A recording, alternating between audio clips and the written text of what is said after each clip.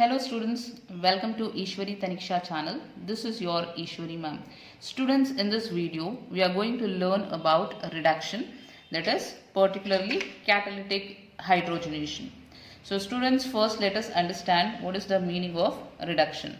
So reduction is nothing but addition of hydrogen or deuterium is called as reduction, or you can also call removal of oxygen.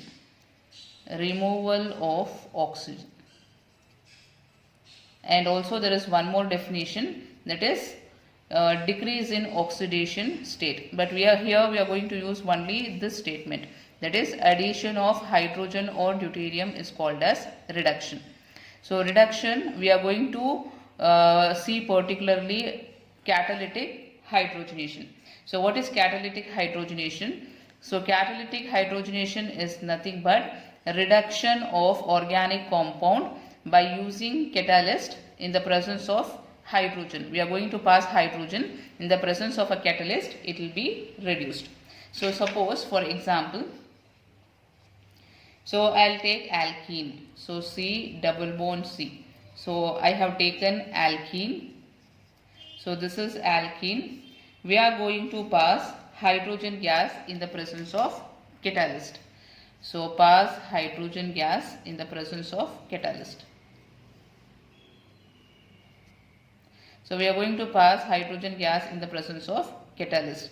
So here catalyst we can use nickel, or we can use platinum, we can use palladium, or we can also use platinum dioxide. So any one of the catalyst we can use. So we are passing hydrogen gas in the presence of the catalyst. So what happens is this double bond will convert to single bond. So you will be getting here C, single bond C, and then one more hydrogen. So double bond will be reduced to single bond. So this is called as catalytic hydrogenation. So why it is called as catalytic hydrogenation? Because here catalyst is used and hydrogen gas is being passed and reduction takes place. So here you will be getting alkane. So this is called as catalytic hydrogenation. So students, here why do we use catalyst? We use catalyst in order to initiate the reaction. So usually we use catalyst to initiate the reaction, or to increase the speed of reaction.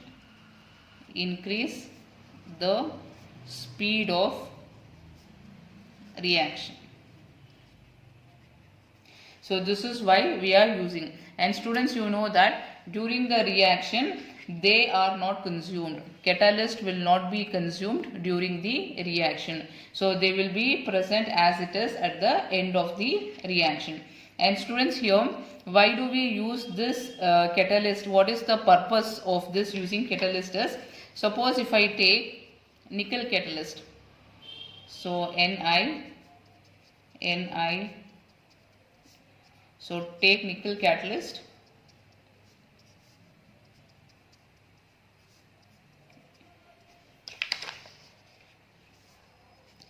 So this is nickel catalyst which is in the solid form. So students, here you can check the one which is in the inner side. So this nickel is having 4 valencies. You can see here 4 bonds are there, whereas you take which is on the surface. So this nickel is on the surface, and check the valency, they have only 2 bonds. So here the valency is unsatisfied. So therefore this surface atom has the tendency to bind with foreign elements.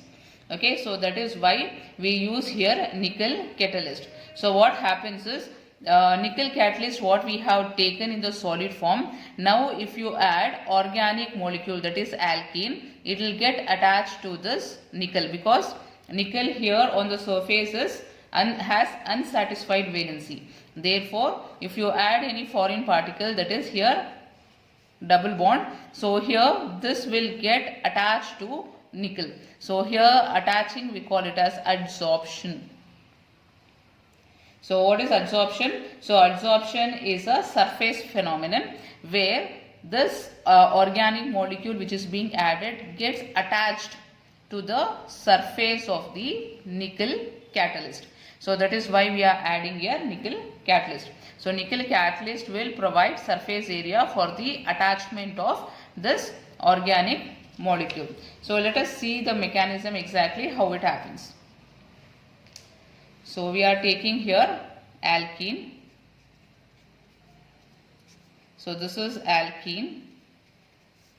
So what we are adding here, we are going to add, one is hydrogen, H2 we are adding, another is alkene plus hydrogen plus nickel catalyst. So this is nickel catalyst. So nickel catalyst.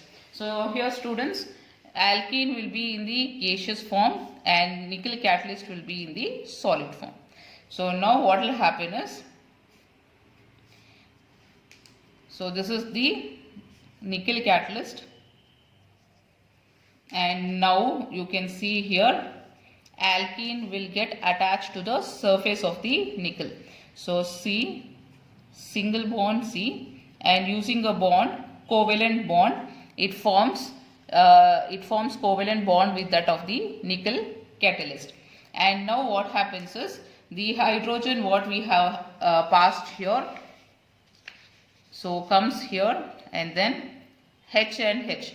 You know that between hydrogen bond will be present, so that bond will break. So I will write in the dotted form. So the bond between hydrogen is breaking and it forms bond with carbon like this.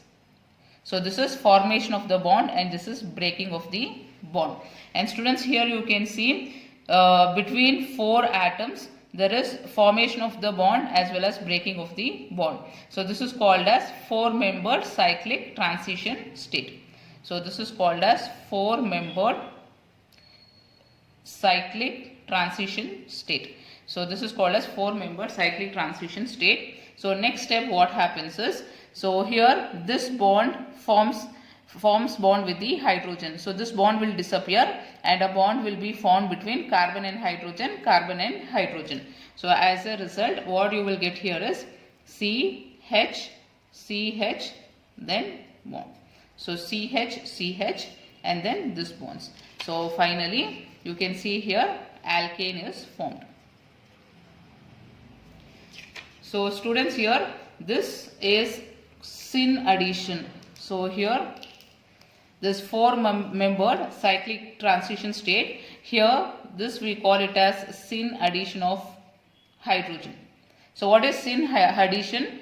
If hydrogen is added from same side, so you can see both the hydrogens are added from same side, then it is called as syn addition. So students, this reaction is a exothermic reaction. So this is a exothermic reaction. So here this is the actual mechanism happening here. So in this step you can see alkene, you are getting added to the nickel catalyst, and this is adsorption process. Adsorption is attaching to the surface, and this is the rate determining step. Okay, conversion of alkene to this 4-membered cyclic transition state. This is a rate determining step. So next, if you write potential energy diagram. So here you can see this is the potential energy diagram for this reaction. So take potential energy on y-axis and reaction on the x-axis. So here you can see this black color graph. So here this is without the catalyst. If you don't add the catalyst, the reaction will proceed in this way. So in the presence of the catalyst, the reaction will proceed like this. So check the activation energy here. So activation energy here, it is more. That is, without catalyst, activation energy is more. In the presence of the catalyst, you can see activation energy is this. So activation energy is less.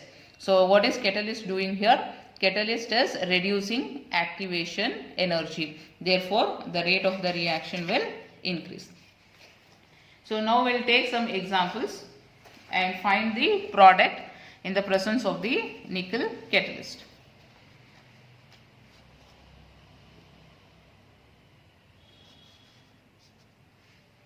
So this is the first example. So first example is alkene passing hydrogen in the presence of palladium catalyst we have taken. So what happens is double bond will convert to single bond. So you will be getting single bond. Next is you are taking a 3-membered alkene and again you are passing hydrogen in the presence of palladium catalyst. So the product will be this, that is double bond will convert to single bond. Next, third example, we are passing deuterium in the presence of palladium catalyst. So what happens is, you can see here, so this deuterium will get added to the double bond. So here one deuterium and here you will have one deuterium. And students, you can see this is a chiral carbon. So chiral carbon always gives plus and minus mixture.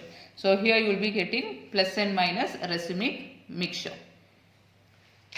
Next, take a cis compound. So you are passing hydrogen in the presence of palladium catalyst. So double bond will convert to single bond. How many carbon atoms are there? 1, 2, 3, 4. So we can write 1, 2, 3, 4. 1, 2, 3, 4. So this will be the product. So next is, so take this compound, pass hydrogen in the presence of palladium catalyst. So what will be the product? Again double bond will get converted to single bond. So here the product will be cyclohexane. So this will be the product. So next we will take this. So here this molecule will give two products, that is take hydrogen in the presence of palladium catalyst. So in one case we are taking only one equivalent. In another case we are passing hydrogen in the presence of palladium catalyst and we are passing it in excess. So we will see what will happen. If you are taking only one equivalent of hydrogen, then what happens is reduction, here two double bonds are there. So reduction will happen only at less hindered site. So here this is more crowded site. So here reduction will not take place. So reduction will take place here. So the product here will be, so this will be the product if you take one equivalent. It will reduce less crowded site. If you are taking excess of hydrogen in the presence of palladium catalyst, then both will be reduced. So this will be the product. Both the double bonds will be reduced to single bonds. So next question. So again here you can see one equivalent of hydrogen we are taking and here we are taking excess. So if you are taking one equivalent, you can see less crowded site will be reduced. So this will be less crowded site. Only this double bond will be reduced, not this one. So you can see this will be the product. Only this double bond will be reduced to single bond. So in excess, both the double bond will be reduced to single bond. So you will be getting this product. So this will be the product. So one more example.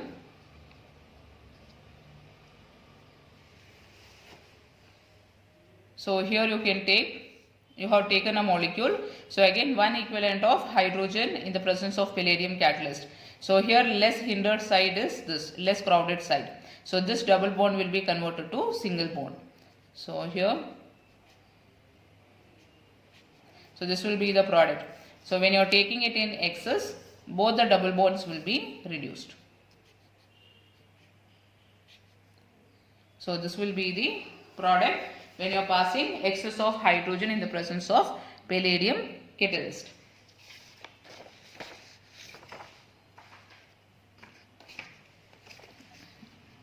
And students, here if there are different kinds of double or triple bonds in a molecule, which will get reduced. So here it is, it depends upon the temperature.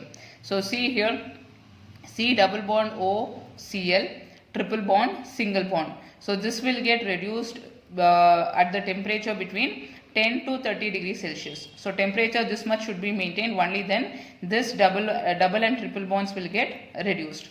And then here you can see a keto group or a carbonyl group, and then C triple bond N and NO2. So the temperature should be between 30 to 50 degrees Celsius. Only then reduction will take place. And here, so if a halogen is attached, the temperature should be 50 to 100 degrees Celsius. And if it is benzene, if you want to reduce this double bonds, the temperature should be maintained between 100 to 150 degrees Celsius. So we'll take one example and see how the temperature is dependent upon in order to reduce a double bond. So take styrene. So this is a styrene molecule. So pass hydrogen in the presence of palladium catalyst. First we are maintaining the temperature at maintaining room temperature. So room temperature will be usually between 24 to 26 degrees Celsius. So here you can see in that temperature only double bond can be reduced. So here only C double bond C can be reduced, not the benzene ring. So the product at room temperature will be C single bond C. So this will be the product. Because for benzene ring double bond to be reduced, you can see here the temperature should be 100 to 150 degrees Celsius. So at room temperature, only this carbon-carbon double bond will get reduced to single bond. See, next is we are taken temperature 100 to 150 degrees Celsius. So at 100 to 150 degrees Celsius, you know that double bonds of benzene also will get reduced to single bond. So the product will be, so even this will get reduced, even this double bond will get reduced. So this will be the product. So this is about catalytic hydrogenation. So students, I hope the concept is clear to you.